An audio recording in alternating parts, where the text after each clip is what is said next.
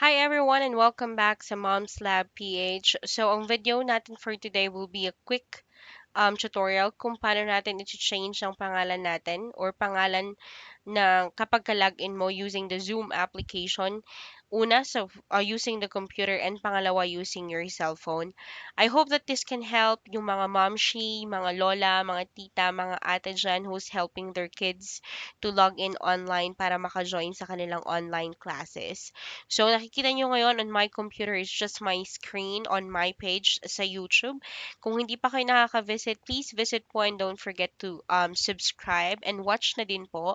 But for today, let's get going on our tutorial. So, kapag nasa computer na kayo and hindi nyo makita kung nasan si Zoom application, click nyo lang po itong si search box at type in Zoom. Ay, wrong spelling. Ayun, Zoom. So, click lang po natin si Zoom and it will already pull up yung application mismo so you can join a meeting or so you can click join a meeting. So ngayon, para hindi na siya or para mas madaling hanapin, nandito na siya sa mga open application dito sa baba or dito yung tinatawag nating taskbar. So para hindi na siya matanggal, mag-click nyo lang po siya, right click po and click on pin to taskbar para lagi na po siyang nandyan sa mga suggested or parang frequently used na application sa inyong computer. Okay, so magjo-join po tayo ng meeting ngayon. So we now click on join a meeting. Dito sa page na to, pwede na po natin tong palitan ng pangalan. Pwede nyo lang, for example, ito yung pangalan mo, iba yung pangalan ng anak mo, pwede mo na siyang palitan para po makapag-join tayo. So let me just get the meeting ID. Alright, so sa meeting ID naman po, nag-change po actually yung meeting ID and password. It's a way for Zoom to protect yung information naman po ng kanilang mga users. That's the reason why nagpapalit po ng meeting ID and meeting password. So sa mga teachers po, don't forget to send them a new link or to send them the updated meeting ID at yung updated passcode or passphrase na rin po. So we now click on join and enter na natin si password.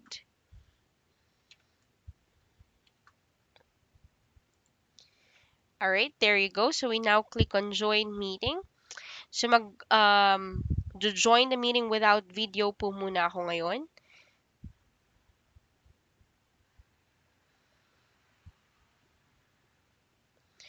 Alright, so we're just waiting for our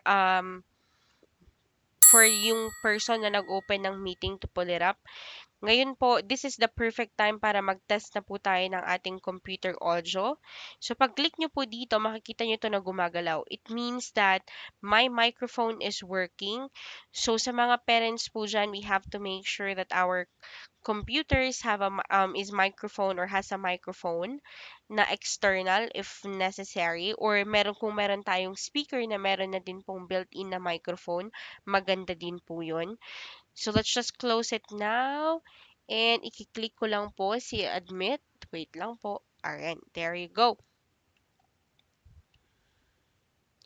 So for example, hindi natin napalitan yung pangalan natin dun sa first page or dun sa login page. Madaling-madali po. Once you're already logged in, dito po sa kung nasan yung picture mo or kung nasan yung video mo, click mo lang po dito.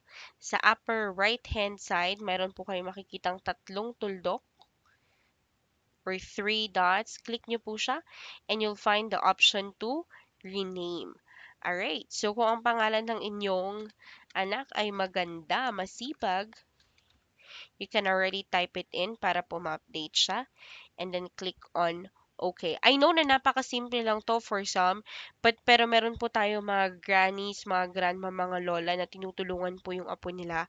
I hope na makatulong po to sa inyo. Quick guide po para matulungan niyo yung mga apo ninyo. Because some teachers would be requiring para nga naman mas madaling ma-identify yung estudyante nila for them to update or for us to update yung pangalan at hindi yung email address or kung sino yung naka-log in dun sa Zoom application yung makikita. So that's how we will be able to do or to make an update on the name using our computer. I hope that helped. po. And now I will be featuring naman kung paano sa phone. Okay, so this time naman po is sa mobile device. Paano natin papalitan yung pangalan or paano natin ilalagay yung pangalan ng ating anak or ng student or ng participant. It's very simple lang po. Let me show it. Ayun, so for example, naka-login na po tayo sa Zoom and sabi ni teacher, please put in or kailangan nating itap yung pangalan ng ating baby. Let me just go back to that part po. Alright, so yun. Naka-login na tayo. Sorry about that. And on the bottom most part of your screen, makikita mo yung participants. Yun po yung kailangan nating itap. Balikan po natin yung part na yun. Ayun po. Bottom part of the screen, participants. Click natin siya. And mararoute tayo dito sa listing ng participant. Ngayon po, itap natin yung arrow to the right para po magpakita tong option na ito. And on the fifth option, yun po yung rename. So, itap po natin si rename at pwedeng-pwede na po nating mapalitan yung pangalan ng ating pangalan sa Zoom ng pangalan ng ating anak. Sana po makatulong ito, lalong-lalo na po sa mga granny. Sorry, fat fingers. So, yan, na-type ko na po ng tama. There go. Sana po makatulong ito sa ating mga granny, mga mommy, mga ate, mga daddies na din po na gumagabay sa kanilang mga anak para po makapag-join ng online classes. So, there, after clicking OK, napalitan na po agad yung pangalan ng pangalan ni student or ng ating anak. And then, we can now go back sa main page para makita natin yung presentation ni teacher. Back na po tayo. And there you go. Updated na po yung pangalan and we can continue on the discussion.